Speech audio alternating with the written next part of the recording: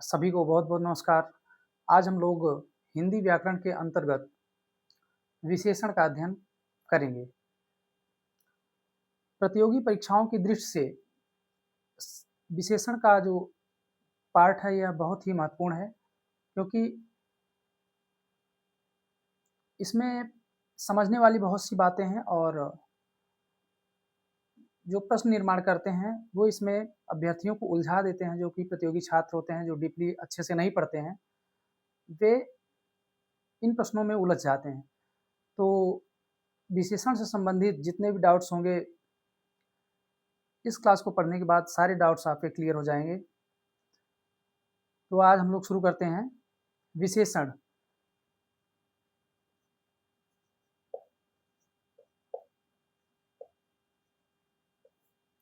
सबसे पहले हम लोग जानते हैं कि विशेषण किसे कहते हैं। संज्ञा और सर्वनाम की विशेषता बतलाने वाले शब्दों को विशेषण कहते हैं। संज्ञा या सर्वनाम की विशेषता बतलाने वाले शब्दों को विशेषण कहते हैं। इसके कुल 4 भेद होते हैं: सार्वनामिक विशेषण, गुणवाचक विशेषण, संख्यावाचक और परिमाणवाचक विशेषण। इन विशेषण के प्रकारों को समझने से पहले हम लोग विशेषण से संबंधित अन्य चीजों को, जो कि बहुत ही महत्वपूर्ण है, जान लेते हैं। सबसे पहले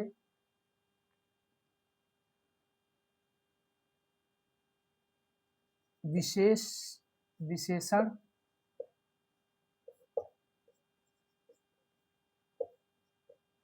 विशेष। सबसे पहले हम लोग समझते हैं कि विशेषण किसे कहते हैं और विशेष किसे कहते हैं। जिसकी विशेषता बतलाई जा रही है वह विशेष होगा, और जिससे विशेषता बतलाई जा रही है वह विशेषण होगा। जैसे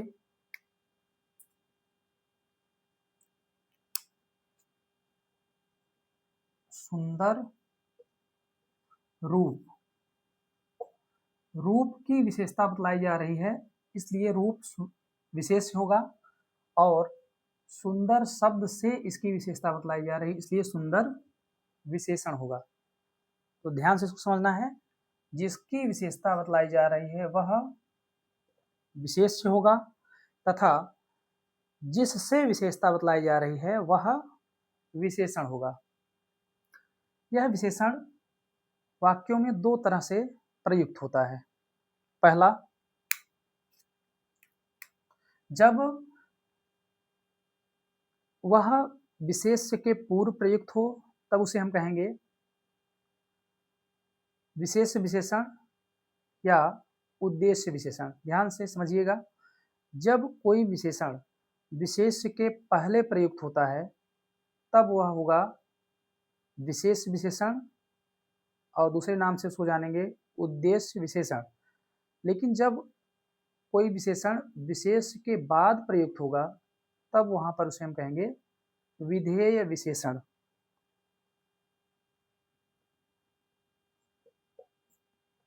पहला,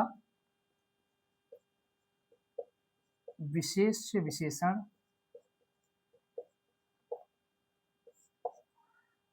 इसको हम कहेंगे उद्देश्य विशेषण भी कहेंगे।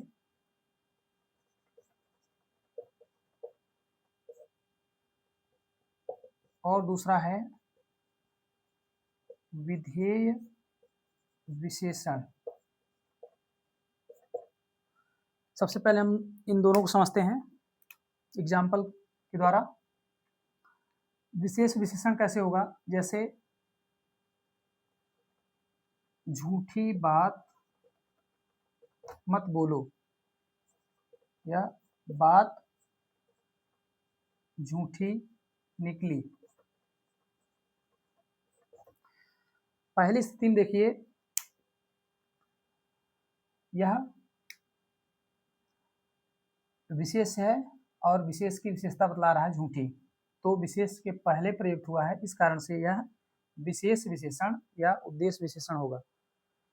दूसरी स्थिति में देखिए, यह विशेष है और ये विशेषण है, तो विशेष के बाद में विशेषण प्रयुक्त हुआ है, इस कारण से विधेय विशेषण यहाँ पर हो गया। ठीक है, ये है विशेषण और इसमें ये है विशेषण। ये विशेष है, विशेष के पहले जब प्रयुक्त होगा तो विशेष विशेषण या उद्देश्य विशेषण, और जब विशेषण विशेष के बाद में विशेषण प्रयुक्त होगा तब वहां पर विधेय विशेषण कहा जाएगा। एक और इम्पॉर्टेंट जानने लायक बात है जो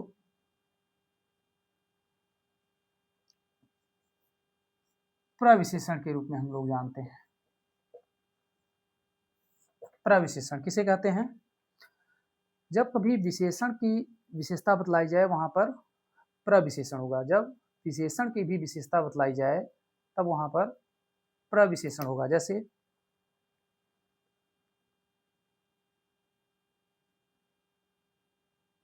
सोहन बहुत अच्छा लड़का है, तो यहाँ पर लड़का विशेष, क्योंकि लड़के की विशेषता बतलाई जा रही है। अच्छा विशेषण, अच्छे की विशेषता बहुत, तो यहाँ पर बहुत प्रविशेषण हुआ क्योंकि यह विशेषण की भी विशेषता बतला रहा है। तो विशेषण के प्रकारों को जानने से पूर्व हम लोग इन चीज़ों को समझते हैं क्योंकि यह बहुत ही इंपॉर्टेंट है। फिर से इसको देखिए, विशेषण जिस शब्द से विशेषता बतलाई जाए, जिसकी विशेषता बतलाई जाए विशेष्य, विशेष विशेषण, विशेष के पूर्व जब विशेषण हो, विधेय विशेषण, विशेष के जब बाद में विशेषण हो, प्रविशेषण, विशेषण की जब विशेषता बतलाई जा रही है।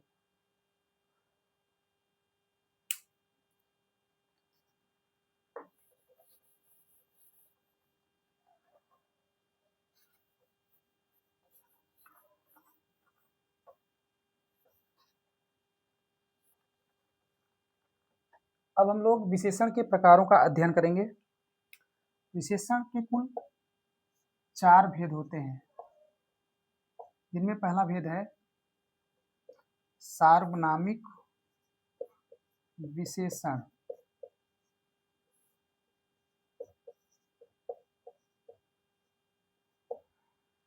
जब कोई सर्वनाम विशेषण का कार्य करने लगे तब वहां पर सार्वनामिक विशेषण होगा।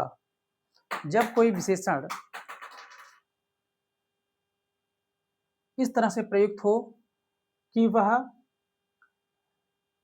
सर्वनाम से आया हो लेकिन विशेषण बनकर आया हो, तब वहां पर सार्वनामिक विशेषण। इसके अंतर्गत पुरुषवाचक सर्वनाम और निजवाचक सर्वनाम, इन दोनों को विशेषण के रूप में प्रयुक्त नहीं करते हैं। सार्वनामिक विशेषण के अंतर्गत ये दो सर्वनामों का प्रयोग नहीं होता है। इनको छोड़ करके जो भी बाकी 4 बचे सर्वनाम हैं वो जब विशेषण का कार्य करने लगे तो वहां पर सार्वनामिक विशेषण होगा। बाकी और कितने सर्वनाम बचे? 4। निश्चयवाचक, अनिश्चयवाचक, संबंधवाचक और प्रश्नवाचक। ये चारों जब विशेषण का कार्य करेंगे तब वहां पर सार्वनामिक विशेषण होगा। इसके कुल 2 भेद हैं। पहला मौलिक और दूसरा यौगिक।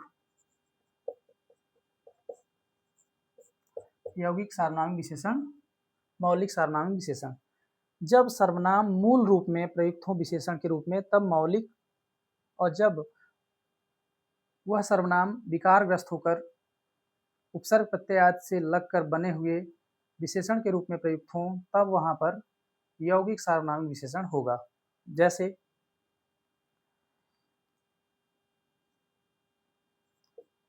यह पुस्तक अच्छी है।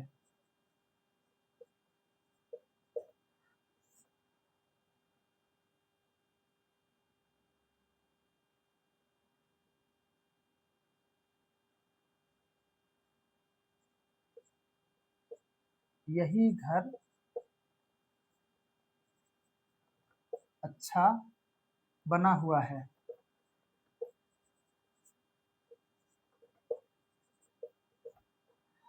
तो आप देखेंगे कि यह का विकृत है, तो यही जो है यह यौगिक हो गया और यह मूल रूप में है, इसलिए मौलिक।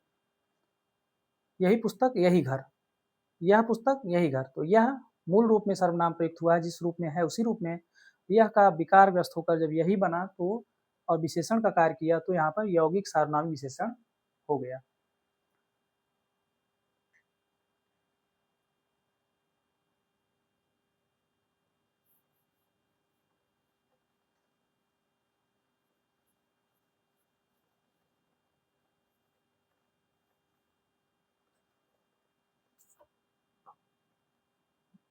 दूसरा है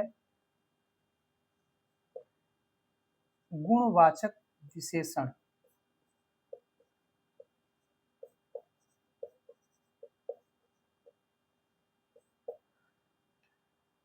जब गुणों द्वारा विशेषता प्रकट हो तब वहां पर गुणवाचक विशेषण होगा। इसके अंतर्गत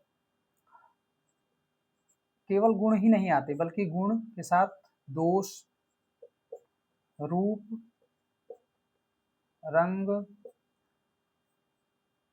आकार, दशा, ये सब चीजें समाहित होती हैं।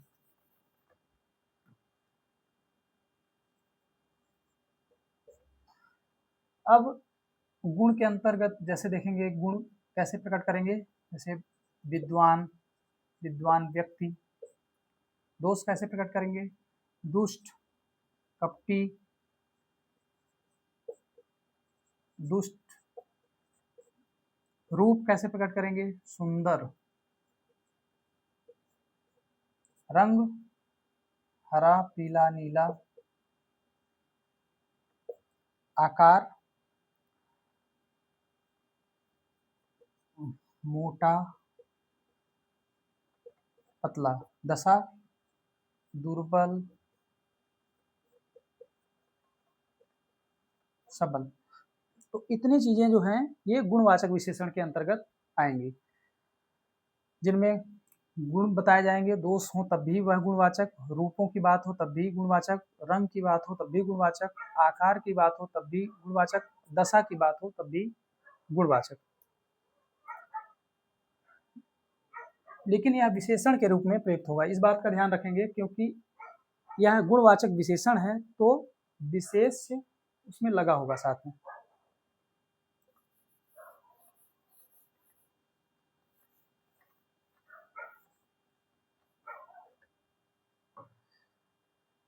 अगला प्रकार है संख्यावाचक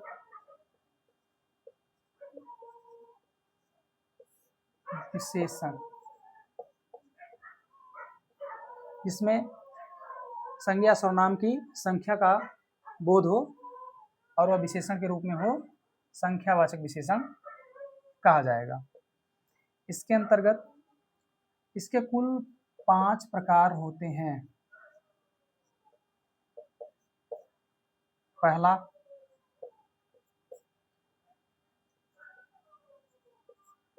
गणनावाचक,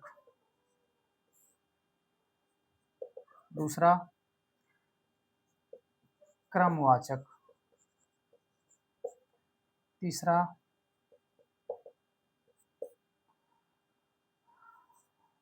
आवृत्तिवाचक,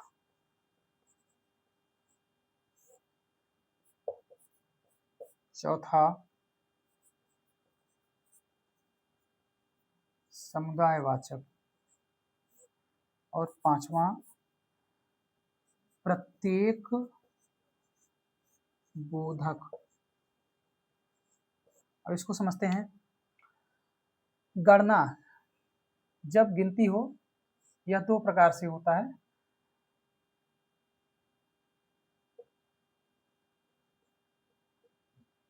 पूर्णांक बोधक और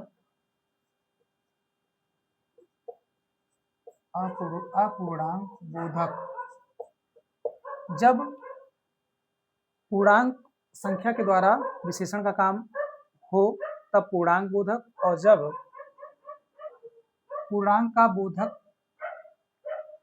का बोध ना हो तब वहां पर अपूर्णांक बोधक विशेषण होगा। जैसे 2 आदमी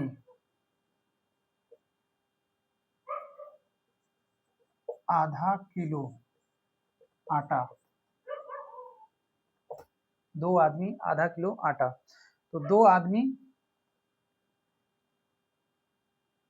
पूर्णांक संख्या, आधा अपूर्णांक संख्या, इसलिए यहाँ पर पूर्णांक बोधक विशेषण और इसमें अपूर्णांक बोधक विशेषण होगा। अगला है क्रमवाचक। क्रम, इसमें होगा पहला, दूसरा, तीसरा। आवृत्तिवाचक में दूना, तिगुना, चौगुना। समुदायवाचक विशेषण में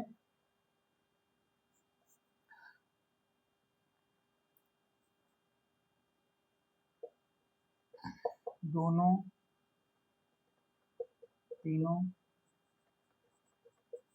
चारों। प्रत्येक बोधक हर एक, प्रत्येक, एक एक। जहां पर एक संख्या का बोध हो, बोध कराने के लिए विशेषण का प्रयोग हो, वहां पर प्रत्येक बोधक होगा। जहां पर समुदाय का बोध दोनों, तीनों, चारों। आवृत्ति जहां दूना, तिगुना, चौगुना। क्रमवाचक जहां पहला, दूसरा, तीसरा, चौथा। क्रम, गणना यहाँ पर पूर्णांक और अपूर्णांक। पूर्णांक में पूर्णांक संख्या, अपूर्णांक में जब पूर्णांक निश्चित ना हो। यह संख्यावाचक विशेषण के 5 प्रकार।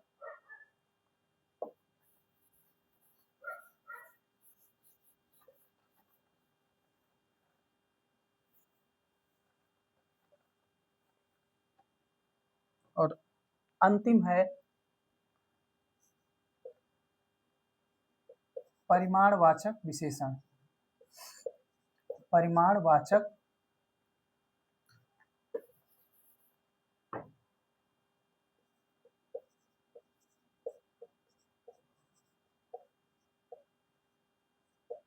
परिमाण यानी माप तौल।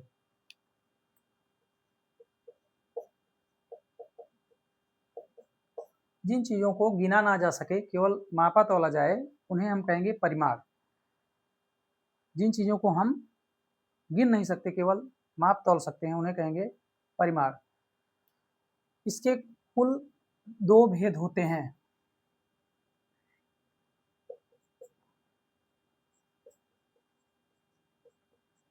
निश्चित परिमाणवाचक और अनिश्चित परिमाणवाचक विशेषण। जब निश्चित हो मापतौल, वहां पर निश्चित परिमाणवाचक विशेषण कहा जाएगा। जैसे 2 मीटर कपड़ा, 1 तोला हींग। इसमें 2 मीटर 1 तोला निश्चित है, इसलिए 2 एक निश्चित परिमाण है। 2 मीटर 1 तोला, इसलिए यहाँ पर 2 मीटर और 1 तोला में निश्चित परिमाण होने के कारण यहाँ पर निश्चित परिमाणवाचक विशेषण कहा जाएगा। अगला है अनिश्चित परिमाणवाचक विशेषण। इसमें अनेक लोग आए, कुछ पशु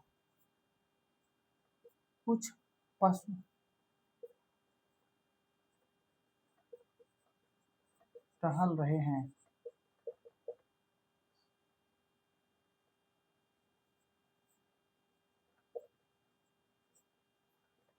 कुछ कुत्ते भौंक रहे हैं, कुछ कुत्ते भौंक रहे हैं।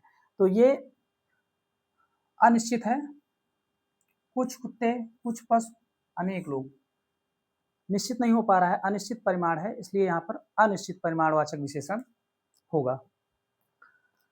उम्मीद करते हैं कि विशेषण से संबंधित जितनी भी चीज़ें हैं आप लोगों को बहुत अच्छी तरह से समझ में आई होंगी। तो मिलते हैं नेक्स्ट वीडियो के साथ। धन्यवाद।